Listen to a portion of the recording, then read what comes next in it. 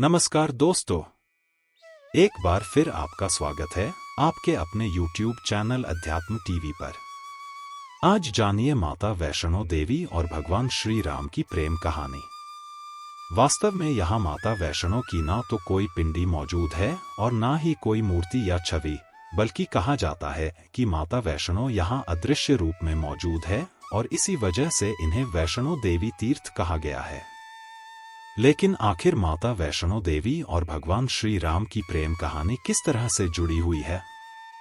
क्या मर्यादा पुरुषोत्तम भगवान श्री राम ने माता वैष्णो देवी से प्रेम किया था कि आज तक माता वैष्णो देवी सिर्फ और सिर्फ त्रिकूट पर्वत पर भगवान श्री राम का इंतजार कर रही है और उन्हीं के लिए कुंवारी है?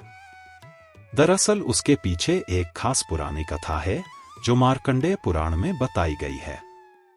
यह कथा भगवान श्री राम और माता त्रिकुटा की प्रेम कथा है। बताया जाता है कि माता त्रिकुटा यहाँ अदृश्य रूप में भगवान श्री राम के उस वचन के पूरा होने का इंतजार कर रही है जो भगवान श्री राम ने लंका से लौटते समय देवी त्रिकुटा को दिया था।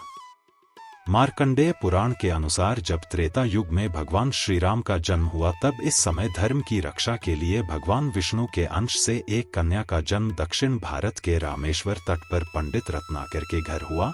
लेकिन कन्या के जन्म से पहले ही रत्नाकर ने प्रभु से वचन लिया कि यह कन्या जो कुछ भी करेगी उसे रोका नहीं जाएगा। इस कन्या का नाम त्रिकुटा रखा गया। जब यह कन्या 9 वर्ष की हुई तब इन्हें पता चला कि भगवान विष्णु ने राम के रूप में अवतार लिया है और तभी देवी त्रिकुटा ने अपने पिता की आज्ञा से समुद्र के किनारे श्री राम को पति रूप में पाने की तपस्या शुरू कर दी।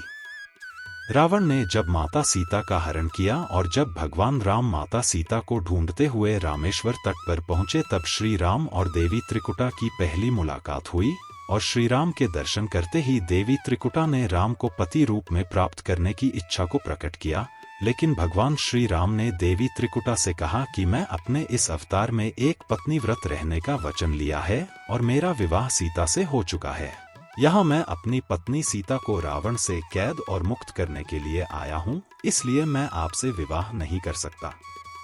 श्री राम का यह वचन सुनकर देवी त्रिकुटा प्रसन्न हो गई और तपस्या में लीन होकर श्री राम के आने का इंतजार करने लगी। लंका से लौटते समय श्री राम ने अपने वचन का पालन किया और देवी त्रिकुटा के पास आए, लेकिन भगवान श्री राम की माया की वजह से देवी त्रिकुटा उन्हें पहचान नहीं सकी। तब भगवान श्री राम ने देवी त्रिकुटा को वचन याद दिलाया, लेकिन तभी देवी त्रिकुटा दुख से भर गई। त्रिकुटा के दुख को दूर करने के लिए भगवान श्री राम ने उन्हें बताया कि देवी त्रिकूट पर्वत पर एक दिव्य गुफा मौजूद है और उस गुफा में तीनों महाशक्तियां मां सरस्वती, महालक्ष्मी और महाकाली पिंडी रूप में विराजमान है।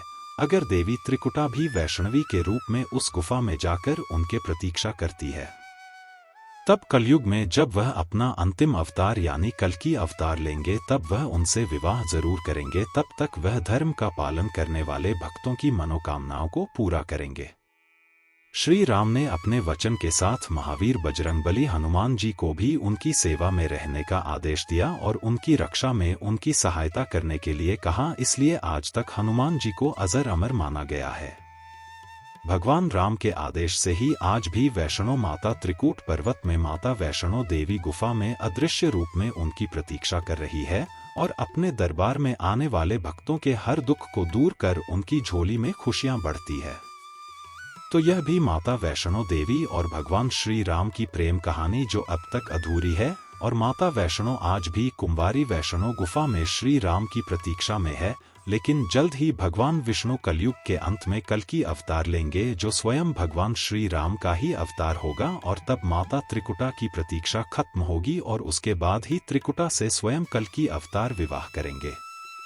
अगर आज का वीडियो अच्छा लगा हो तो प्लीज चैनल को लाइक, शेयर और सब्सक्राइब करें।